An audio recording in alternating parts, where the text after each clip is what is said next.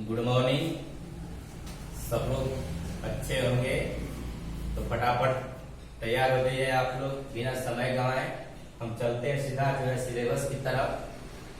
आज जिस सब्जेक्ट की जानकारी आपको दी जाएगी उसका नाम है सिविक्स। सिविक्स जिसको हम राजनीतिक शास्त्र भी कहते हैं, और ये बहुत ही इम्पोर्टेंट विषय है, इसलिए इसको समझने का प्रयास करिएगा। और देखा जाए तो कोरोना महामारी दिन प्रतिदिन बढ़ ही रहा है, और देखिए सरकार द्वारा क्या निर्णय आता है।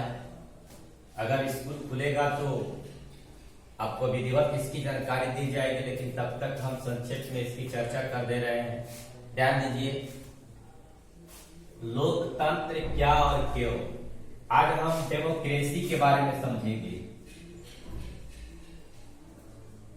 डेमोक्रेसी के बारे में समझेंगे।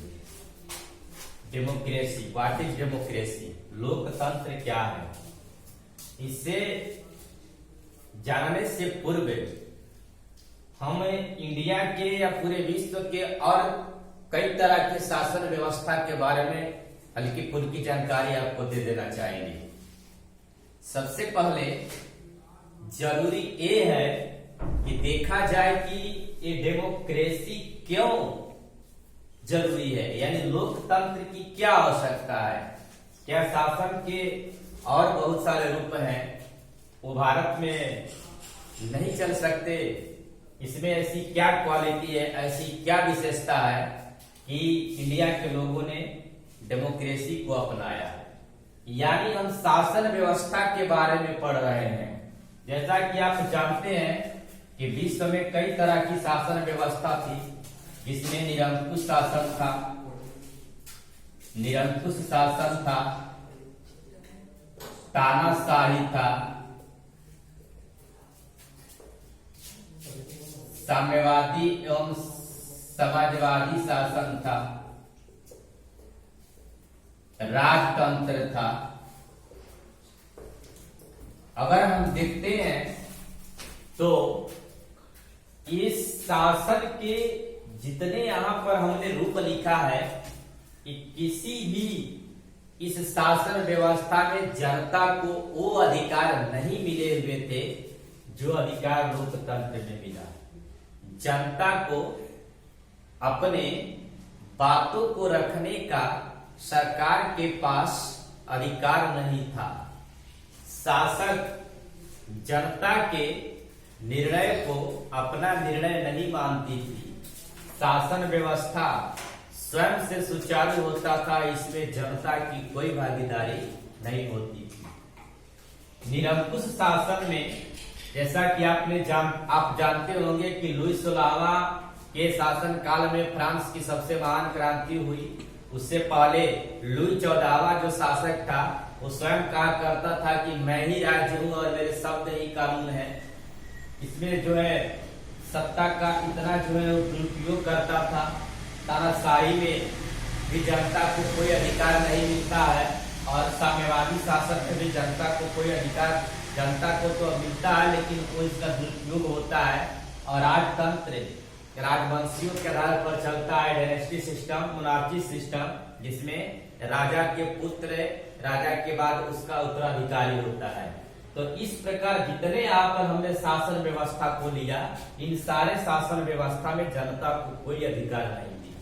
तब लोगों ने सोचा कि एक ऐसी शासन व्यवस्था की जरूरत है जो जनता को वो सारे अधिकार प्रोवाइड कराए, इसमें जनता के हितों की रक्षा हो सके, जनता को सारे फंडामेंटल राइट मिले, जिसके चलते जनता अपने यानी पूरी तरह से पाबंदियों से मुक्त हो। शासक को चेक करने का अधिकार जनता के पास होना चाहिए। इसको लेकर विश्व में कई घटनाएं घटी, और विश्व में कई घटनाओं के बाद बहुत सारे देशों ने लोकतांत्रिक ढांचा को अपनाया। क्योंकि ये लोकतांत्रिक ढांचा इन सारे शासन व्यवस्था से बहुत जो है अच्छा था, इसलिए लोगों ने इसे अपनाया। अब हम सीधा चलते हैं डेमोक्रेसी पर। ये दो ग्रीक वर्ड लैटिन भाषा के डिमोस और क्रेसिया शब्द से बना हुआ है, जहां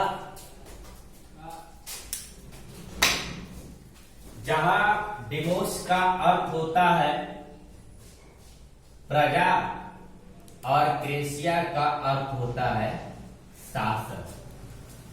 अर्थात कहने का मतलब प्रजा का शासन या लोगों का शासन या लोगों का शासन।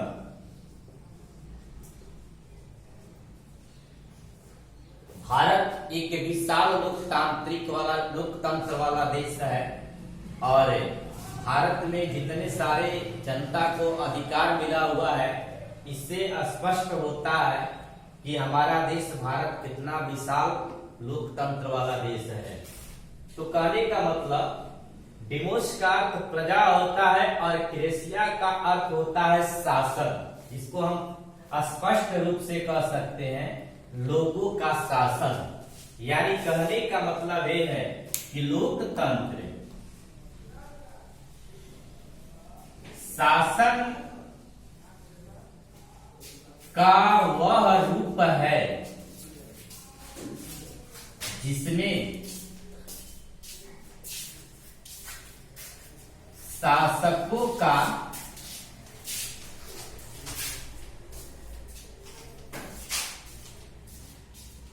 चयन जनता द्वारा होती है। लोकतंत्र शासन का वह रूप है जिसमें शासकों का चयन जनता द्वारा होती है।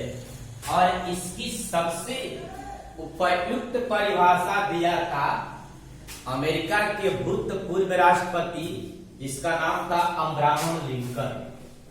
अब्राहम लिंकन के अनुसार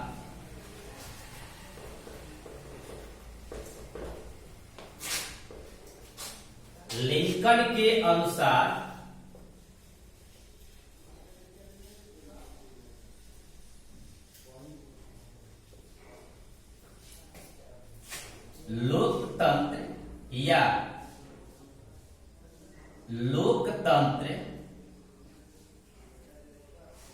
जनता के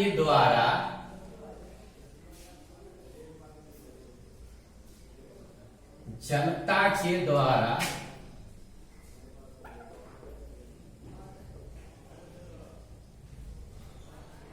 जनता के लिए शासन है। यानी इसको इस तरह से आप समझ सकते हैं, democracy is the by the people, for the people, to the people. ये परिभाषा इतनी लोकप्रिय हुई कि इस परिभाषा के द्वारा हमें लोकतंत्र की परिभाषा स्पष्ट रूप से समझने को मिला। अर्थात कहने का मतलब ये है कि अमेरिकी राष्ट्रपति अब्राहम लिंकन ने जो लोकतंत्र की परिभाषा दिया, उस सारे परिभाषाओं से सरल और अलग है, जिसको समझने में बहुत ही आसानी होती है। इसलिए देखा जाए तो लोकतंत्र जनता का शासन है, जिसमें वो सारे अधिकार एक शासक के पास केंद्रित न होकर, बल्कि वो सारे के सारे शक्तियां अधिकार जनता के पास चली जाती है और जनता अपने हिसाब से शासकों का चयन करती है। अगर जनता की इच्छाओं पर कोई भी सरकार खरा उतरती है तो जनता दोबारा फिर उसको शासक बनाती है। अगर वो खरा नहीं उतरती है सरकार, तो जनता उसको दरकिनार करके दूसरे को जो है शासक बना देती है। कहने का मतलब इससे शासकों में ये भय होता है, ये चिंता होती है कि अगर हम जनता के उम्मीदों पर खरा न उतरे, जन कल्याण के लिए कोई जो है कार्यक्रम न अपनाए, तब हमें अगले चुनाव में हार जो है मिल सकती है। इसलिए पूरी की पूरी तरह इसमें जो सरकार होती है जनता के प्रति उत्तरदायी होती है। अतः कहा जाता है कि लोकतंत्र बहुत ही उत्तम और सर्वोच्च कोटि का शासन व्यवस्था है। ये हो गया स्पष्ट कि लोकतंत्र क्या है। अब इसकी आवश्यकता क्यों पड़ी लोकतंत्र की आवश्यकता। तो जैसा कि जानते हैं विश्व में बहुत से ऐसी घटनाएं घटी जिसके कारण लोगों को यह महसूस हुआ कि नहीं, अब हमें शासन की ऐसी व्यवस्था अपनानी चाहिए जो सारे के सारे अधिकार जनता के पास होनी चाहिए। तो सबसे पहले उन घटनाओं में हम लेते हैं घटना दक्षिण अमेरिका का एक छोटा सा प्रांत है जिसका नाम है चिली।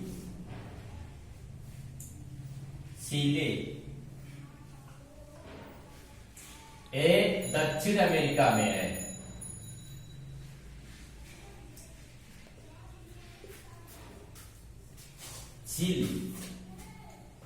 चिली में एक घटना घटी। घटना कब घटी? 10 सितंबर 1973 ईस्वी। वहां क्या हुआ कि वहां की जो सरकार थी, वहां की जो शासन व्यवस्था थी 10 सितंबर 1973 से पहले मतलब कि पूरी तरह से लोकतांत्रिक थी। लेकिन कुछ तानाशाही लोगों द्वारा, कुछ अराजक तत्वों द्वारा 10 सितंबर 1973 ईस्वी को चिली के राष्ट्रपति साल्वाडोर आयंदे रेडियो के माध्यम से लोगों को संबोधित किया कि मेरे देश के मेहनत कश मजदूरों, चिली और उसका भविष्य सुरक्षित है। मैं रहूं या न रहूं, लेकिन हमारी विचारधारा हमेशा जिंदा रहेगी। हमारे जाने के बाद एक दिन ऐसा आएगा जो चिली में पुनः लोकतांत्रिक व्यवस्था स्थापित होगी। इस प्रकार उसी का जो है यानी एक सैन्य कमांडर जिसका नाम था पिनोसे ने कुछ सैनिकों को अपने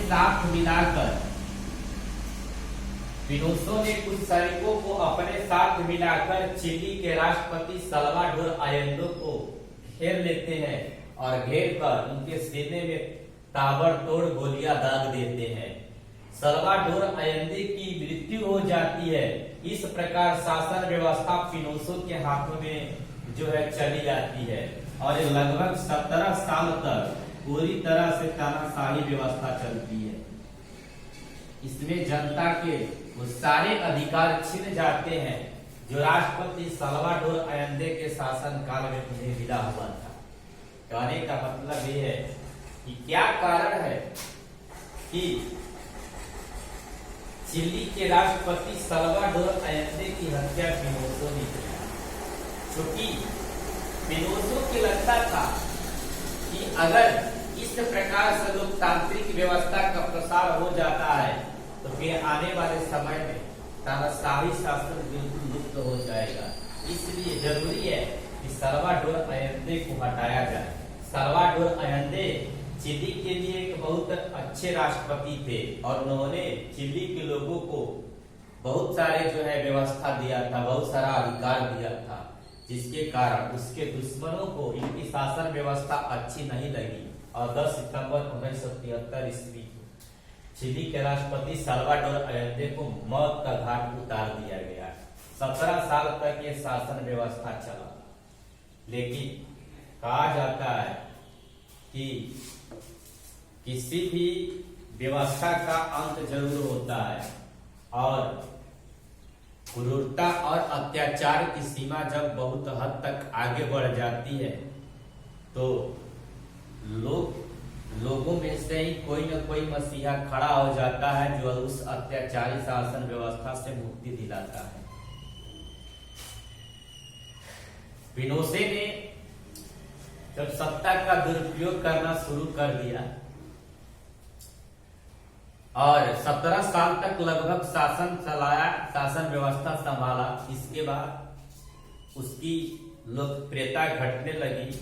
लोगों को लगा कि जनहित में तानाशाही शासन व्यवस्था ठीक नहीं है, इसलिए एक चुनाव हो और चुनाव में जनता तय करे कि चिली का अगला राष्ट्रपति कौन होगा और कैसा होगा।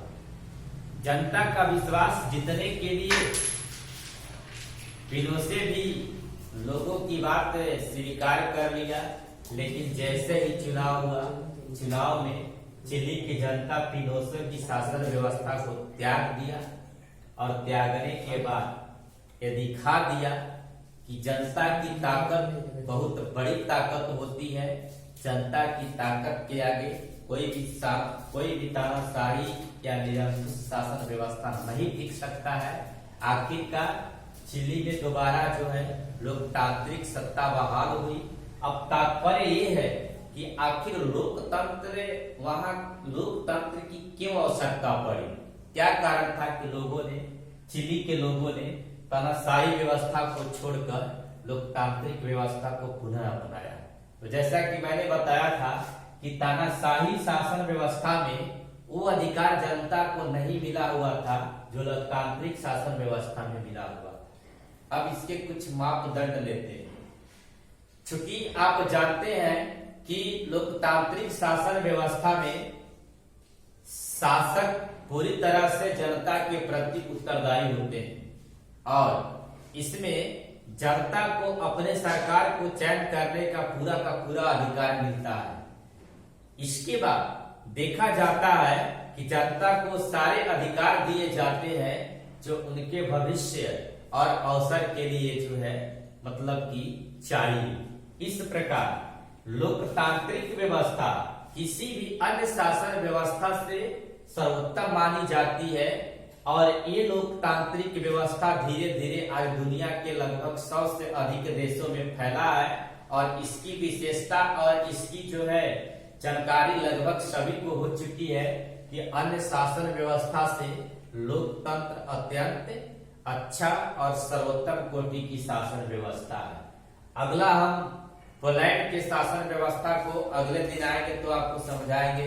तब तक के लिए इस पाठ का गहन अध्ययन करिए, लोकतंत्र के बारे में समझिए, घर पर रहिए, सेफ रहिए, सोशल डिस्टेंसिंग बनाए रखिए, सरकार के दिशा निर्देशों का पालन करिए। अगर हम इस महामारी से निपट जाएंगे तो पुनः दोबारा फिर हम लोग क्लास लेंगे आप लोगों का। तब तक के लिए आप किताब के सहारे पढ़ते रहिए। अगर नहीं समझ में आता है कुछ तो हमारा कॉन्टेक्ट नंबर है, इस पर जो है आप कॉल करिएगा। मैं आपको जो है आपके प्रश्नों के उत्तर देने का प्रयास करूंगा। धन्यवाद।